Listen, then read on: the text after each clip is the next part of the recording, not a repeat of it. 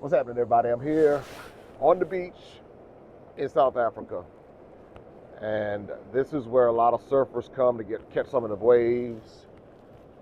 You kind of see, and this is Cape Town. It is a little chilly. It is a little chilly, but hey, some people like it cold. You know, some people they like it cold like that.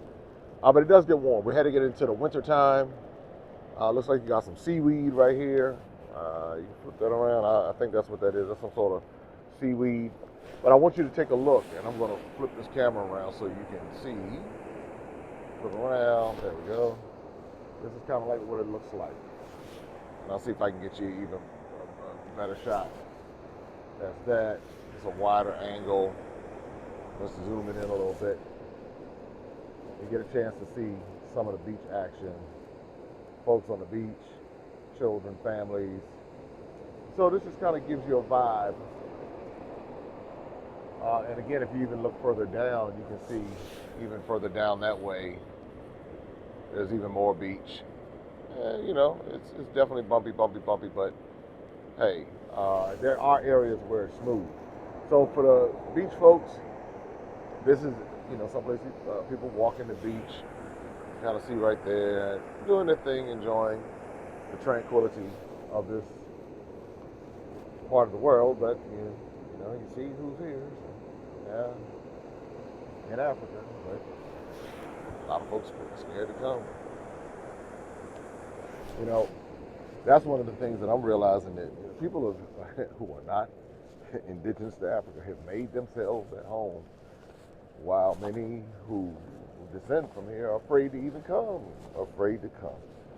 So this movement of being able to come and see, I think is valuable because it's the exposure, and it's really understanding that once you understand how they play the mind game, like the talk I did on the beach in Senegal, where I talked about the whole We Are the World campaign and these bogus NGOs and all this other kind of stuff going on. You know, when you get here and you see how people are living, I mean, I will say this. I did notice that on the way here, you see where the economic disparity is just like any place else. Just like in America, you know, if you're in the D.C. area, you have Bethesda, Potomac, and Great Falls, and all of those areas. And then you go to other areas right within 10 miles, and you'll see severe economic disparity. So the same thing happening here in Cape Town. And again, that goes back to capitalism, it goes back to design. And these people are not going to give up what they built in their minds using the cheap and free labor of others. That's capitalism, it's a capitalistic mindset. And a lot of people have it. That's not just something for Europeans. I mean, I know a lot of African American Europeans have that same mentality. So, you know, I mean, you see a lot when you get out here, and you see a lot of similarities. You see how the system is global, and you see all of that.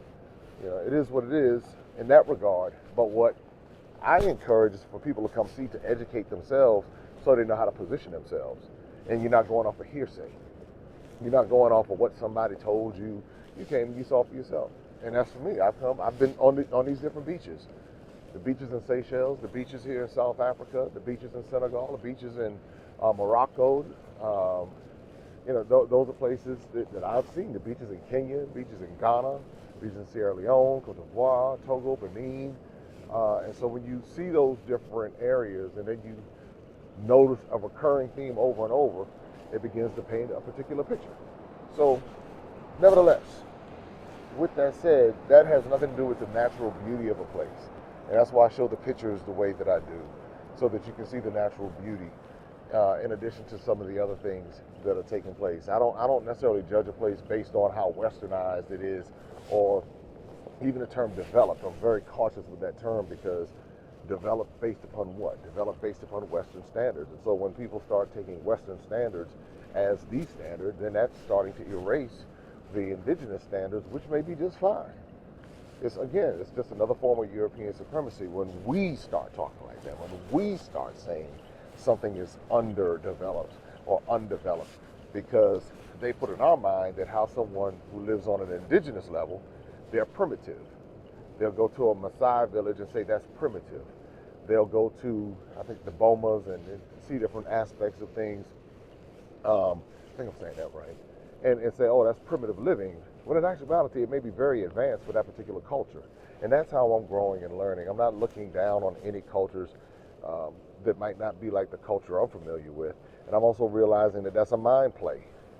A mind play to say this is developed, this is educated. So people who don't go to Western schools, they're not considered educated. And that's how we pick up that European white supremacy mindset. I say play the game like everybody else. Learn their education system, learn the other education systems, just like they learn, just like they go into the villages and learn the different languages. Then that's what we should do. We should become a part of the culture and become a part of the community and add to it, instead of just taking away from it and demonizing it and belittling it and doing the very thing that we complain about. And we say, well, how come they won't give us this and won't give us that? Well, because in many cases we're co-conspirators to their crimes unknowingly.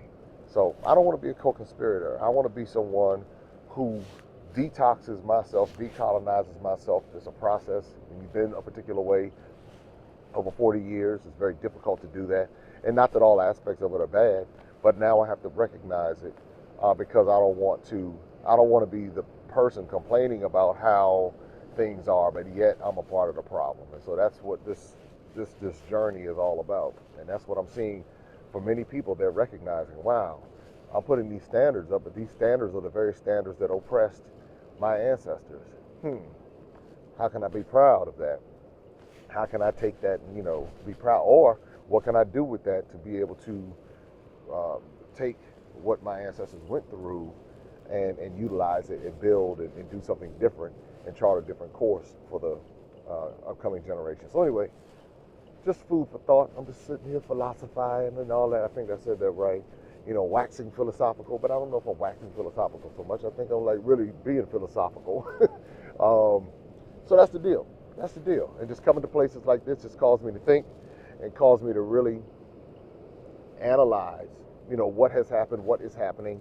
The more I travel, the more I see that things, although we think things have changed, I'm seeing that things are definitely still the same. So coming to you from right outside of Cape Town in South Africa, let's think about it. Let's think about it.